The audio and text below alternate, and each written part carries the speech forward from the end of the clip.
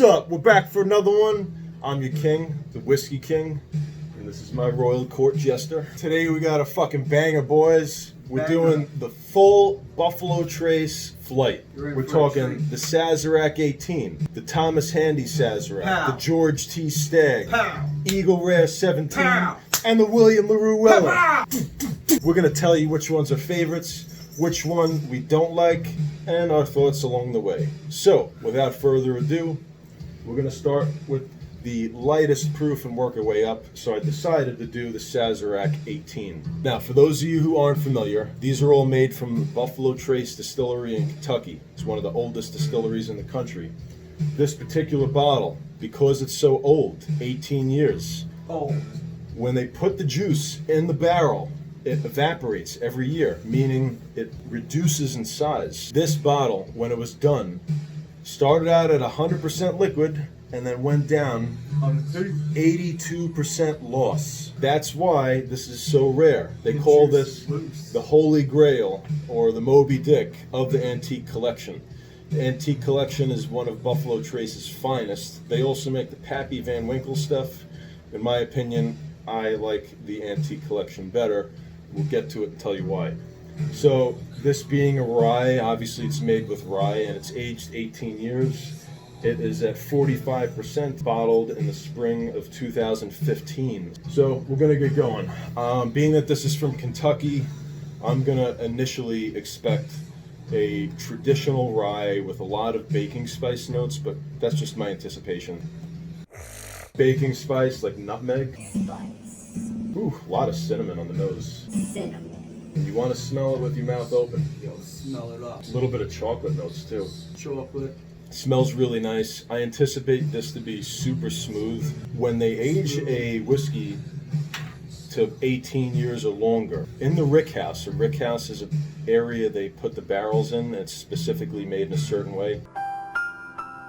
They put the barrels like more in the middle of the warehouse and more towards the lower end of the warehouse because it's multiple stories high. The reason they do that is it has a more temperate climate, less biometric pressure and change, which creates a slower aging process because when you have more change, it ages faster. They want to age this slow because it's in there for the fucking long haul. Get ready. Wow, that is smooth as fuck. Woo! No ethanol smell or taste, and just incredible savory notes. It's not very fruity. It's initially what I thought off the nose. Full baking spice bomb of cinnamon, nutmeg, vanilla. Incredibly smooth. The mouthfeel is a little light for what I'm used to. I don't like it for the secondary market price. If I could find this for around $200-300, I think it's a great offering and a really nice sipper. That's my opinion. Let's see what the jester thinks. This is very unique here. Very unique. I'm getting just bacon. Bacon? He means the baking spice flavors. Shit. Right? This is that's very weird and unique because it's exceptionally smooth on the front part. But it's like very sweet with the finish. I thought for a rye it wouldn't be that sweet. For me, it's that baking spice wave all the way through and the finish is nice and long. I'm not gonna get a ton of fruitiness on this one.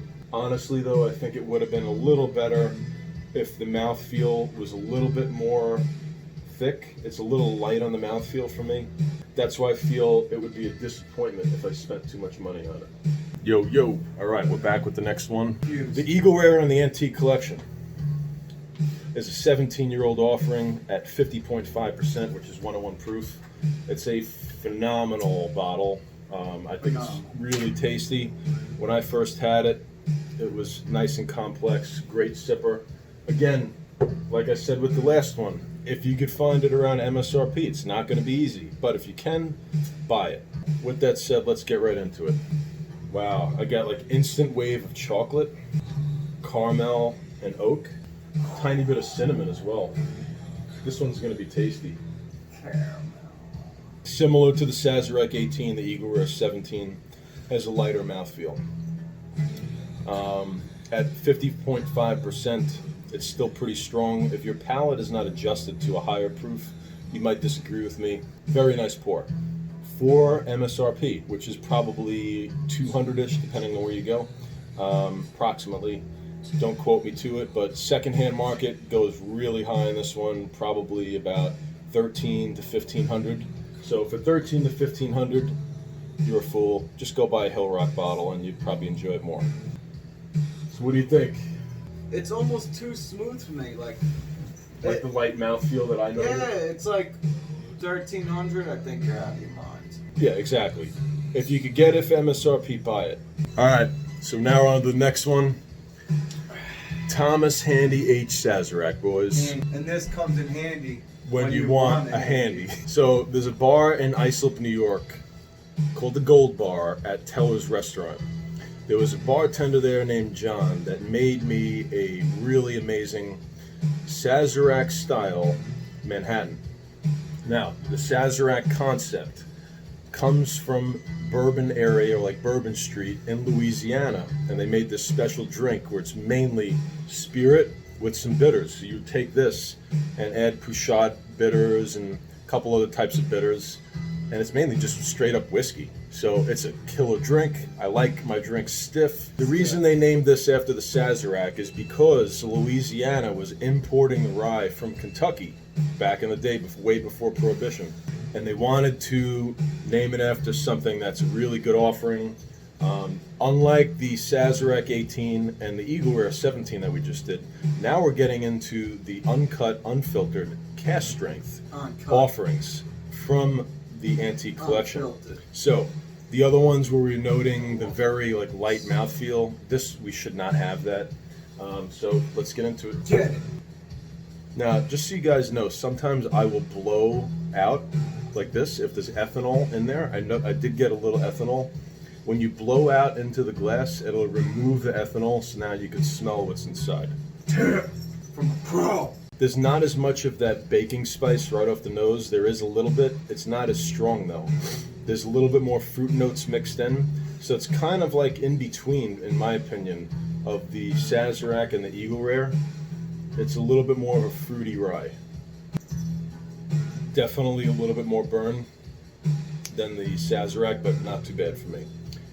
It is a cask strength, and again, this one is at 64.4%, where the other one was in the 40s, the last one was in the 50 range. So it's a lot stronger, and that's probably why I'm feeling that. But the flavor's there. Definitely more of that like fruity rye note that I was mentioning. So cinnamon, vanilla with some cherry kind of thrown in. This one goes really good in cocktails. See what you think, my jester. I think you might like this one. Woo! Better. This one's the best smelling one I think I got so far. So far, all right.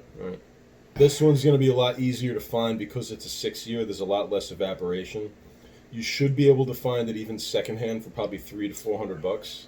Wow. Yeah, that's really good. So the other ones are good. So far, this one I think would beat out the other two, in our opinion. Even though it's less money. This is my favorite one I did so far. So far. Now, out of the Eagle Rare and the Sazerac, what do you like better? I think I'd pick the Eagle Rare personally. Me too. All right. Sazerac 18's at the bottom so far, boys. All right. Now we're on to some of the bangers. The next two are probably my personal faves. We're going to see what the jester thinks. This is called the William Larue Weller.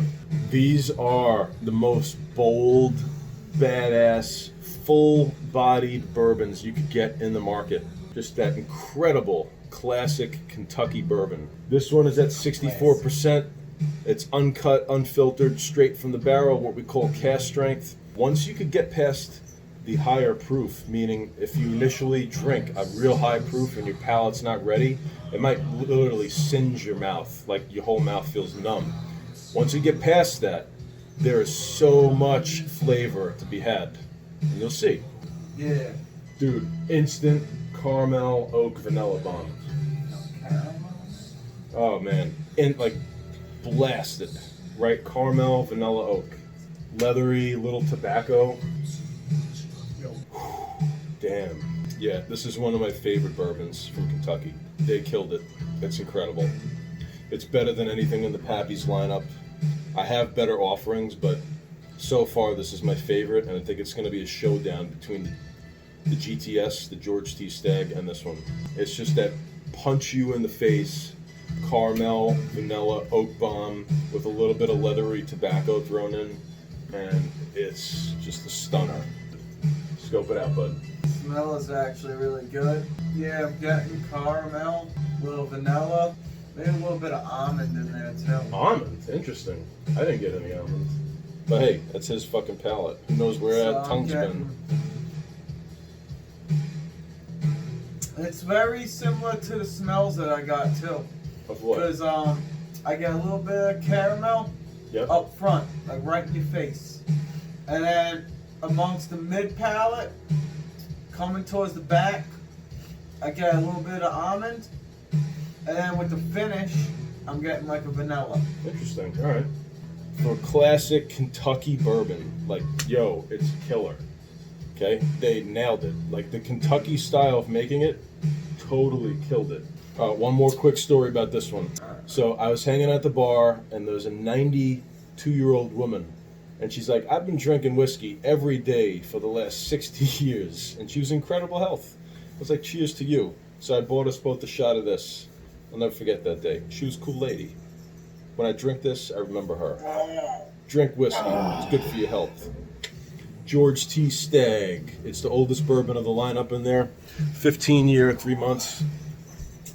Cask strength this particular year was 2019 at 64.6% or 129.2 proof.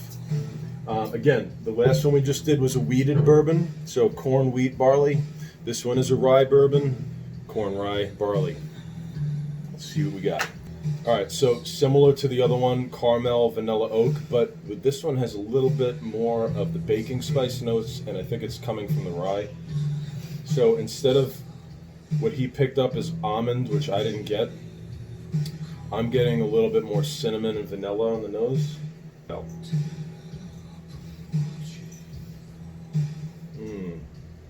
Ooh, that's good. This is my favorite of the mix. King has spoken. Yep. The George T. Stagg is the king's favorite, boys. Nice. It's smoother than the Weller. The flavor's still there. It's uncut, unfiltered, cask strength, right from the motherfucking teeth. It's that classic Kentucky bourbon that you would come to inspect. Oak, caramel, vanilla, leathery with some baking spice notes mixed in. Tiny bit of fruit, but if you wanted something a little sweeter, go for the wheated bourbon.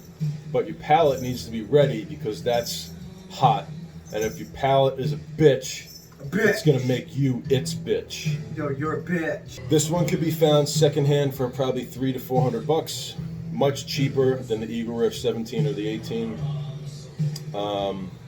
Cheaper even than the William LaRue Weller. The palate of the human tongue, I think, is more adapt to fruity notes from the corn mixed with the spiciness of the rye. And that combination creates a better complexity than maybe wheat. Whoa. Whoa. Alright, caramel, right? Like caramel, vanilla, a little bit of chocolate on the undertone. You getting some chocolate? Yeah, very base level. Small amount. Yeah, but it's there. It's lingering. Right. A little bit like the oak and It's a little cherry dude, maybe on the undertone. Killer. There's a lot of flavors going on. Killer in this. Kentucky bourbon. There's a lot of flavors It's going on. incredible. We're going to finish up and have a little more. I hope you enjoyed this. Always try to find these bottles at MSRP if you can. That's my recommendation. The best way to do it is to find a liquor store owner that you could become friends with. And buy everything from that one guy, and hopefully he'll give you something at MSRP instead of ripping you off. Go out, look for someone, talk around, you know. You'll find a liquor store guy who's really into whiskey, and that's the guy you're going to want to go to for your stuff. Boys, till next time, it's been a pleasure. Always drink responsibly. Yeah. Don't drink and drive. Yeah. And don't be a fuck up.